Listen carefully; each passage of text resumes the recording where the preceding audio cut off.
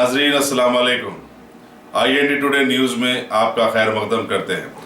आइए देखते हैं ये तफसीलात। बिरयानी और लजीज खानों के लिए मशहूर हैदराबाद को कोई आए और उसका जायका किए बगैर चले जाए, ये नामुमकिन है। हिंदुस्तानी क्रिकेट टीम के खिलाड़ी विराट कोहली और सनराइजर्स टीम के दूसरे अरकान कल रात हैदराबादी खिलाड़ी मोहम्मद सिराज की रिहाइशगाह वाक़े टोली चौकी पर देखे गए, जहां उनकी हैदराबादी खानों से खास जियाफत की गई। यहाँ ये बताना जरूरी होगा कि सनराइजर्स टीम के अरकान पीर को खेले जाने वाले मैचेस के सिलसिले में हैदराबाद आए हुए हैं। मोहम्मद सिराज ने खिलाड़ियों की फर्दन फर्दन खातिरदारी करते हुए हैदराबादी मेहमान नवाजी का सबूत पेश किया।